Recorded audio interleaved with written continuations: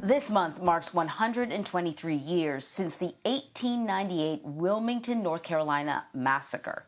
White supremacists overthrew a legally elected multiracial government in the city with a majority black population during the Reconstruction era. This year, the community came together for a unity service in remembrance of the estimated 60 to 250 people killed by the mob. If Wilmington, North Carolina can have a healing, maybe America can have a healing. And the only way that we can come forward as a community and move forward as a community is to recognize what that event did for this community. It changed the trajectory of Wilmington in many ways forever. Historians have compared the January 6th riot at the U.S. Capitol to the 1898 massacre, and they point out that the mob in Wilmington wanted to suppress the black vote, believing it would be fraudulent. So joining me now to talk more about this is CBS News political contributor and Democratic strategist Antjuan Seawright. It's really good to have you here, Antjuan, to talk about this. When I read about this, and I had not heard about it before, it reminded me of a combination of the Tulsa race riots as well as a coup, because they didn't just destroy businesses and run people out of town. The white supremacists that were the organizers of this massacre also took over the government. It was a really unique city at the time. The population was 56% black, and it had a multiracial government. Can you give us more details on where black citizens stood in Wilmington before this massacre? Look, North Carolina and the South was a transitional place during the 1890s. And if you look at Wilmington, Wilmington was very unique. They had 10 elected aldermen. 2 of them were African American. And so there were some people during that time period who could not live under that reign or live with that idea.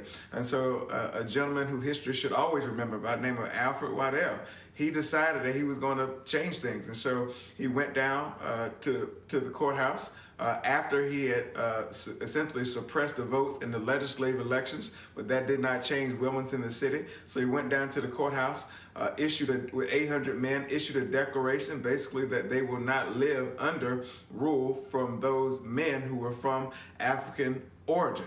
That did not work. And so the next day, he and 2,000 men, they went to the black newspaper in the town, burned it down. The burning of the newspaper building led to shootings and killings of what history records as over 300 and some odd African Americans during that time period. Of course, we know the story of what happens then.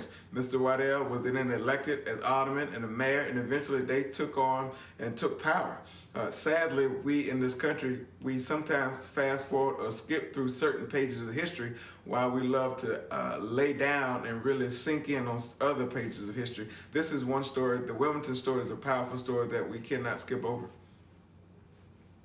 Yeah, and so, people should know that this is happening sort of before Jim Crow. What is happening sort of in many cities is that black people are, forming their own businesses, and they're entering politics, and they're being elected. And, it's sort of becoming the country that you hope, America would be.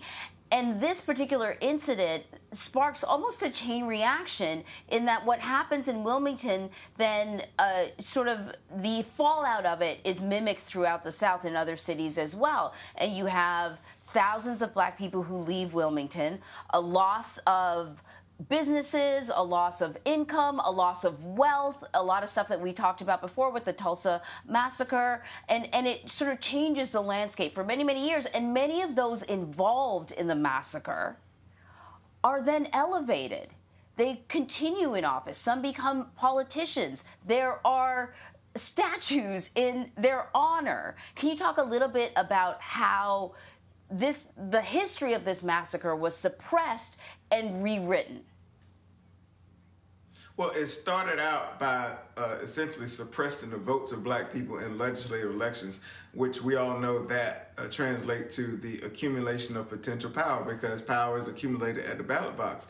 That then went to, of course, the coup and the burning down, and what I believe to be one of the first insurrection in this country. Some people refer to it as a massacre.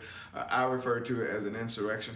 But what history does not oftentimes elevate about the stories, when they took over the newspaper, when they took over power, they wrote the story as a race riot. Now, keep in mind, you mentioned this now, that people left town. They were forced to leave town. They were forced to leave town. Some were jailed for their protection. Then they were escorted out of town to never come back, which gave Jim Crow the opportunity to run rampant in places like the South, in particular Wilmington. And then the story read, after they took over the newspaper, after they accumulated power, that it was a race riot started by blacks. And we all know the story that ended up not being the truth. And so what this tells me is that when we do not elevate certain parts of history, when we do not tell the full story of history, the translation gets lost and generations can be hoodwinked about certain spots in history. So now we are 123 years later, and the way the story of this massacre is being told is changing. Can we talk a little bit about, when did schools and communities start to recognize this for what it actually was, and when did the narrative start to turn around? Well, it took a change in leadership, it took a change in power, it took a change in influence. And that's why people who look like me and those who come from the background and experiences that I have, we can't give up the fight when we sometimes lose in the short term. This is a long-term battle. My grandmother would say it this way. She would say it's a marathon, not a sprint, Antjuan. And so we have to just keep pushing and keep fighting. But because people kept pushing and people kept fighting, because we advocated for our story to be told, we eventually got the change we wanted in history. I think rewrote the story to reflect what the reality was about Wilmington in 1898. So we know that between 60 and 250 people were killed during this massacre. But we are still sort of uncovering the history and even sort of the bodies. Do we know what the city of Wilmington is doing to honor those who were slain in their prime, essentially, and to sort of remember this event for what it was? There was a commission that was created every day that annually honors the events of the Wilmington insurrection. And so I think those things continue to grow and continue to become even greater part of the history of North Carolina and this country. The reason this story is so personal to me is that out of all the structures that survived the fires and the bullets and all the killing, there was an AME church in Wilmington there, which, I'm fifth generation AME, that survived that structure. So I learned a very long time ago, at a very young age, the story of Wilmington.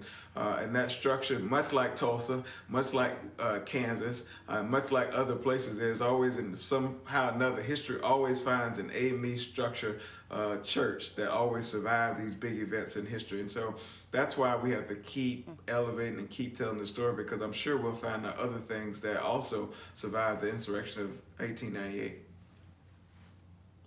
Yeah, well, Antjuan, it's always good to have you here to talk about things other than politics. Antjuan and I have only really touched the surface on this event, so I really encourage people to kind of get online, do a little research, find out the rest of this story. It's a fascinating tale. Antjuan Seawright, thank you so much. Thank you. Oh, sorry, you were going to say something.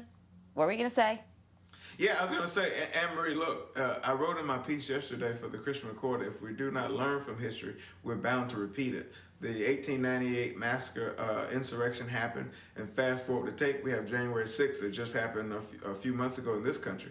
Very similar style, very similar, I think, initiation or thinking behind why it happened. And if we're not careful, we will have another one of these events happen that we will end up having to do a segment about. You and I probably will not be around to talk about it. Yeah, it is not too far of a stretch. So true, Antjuan. Thank you. Thank you.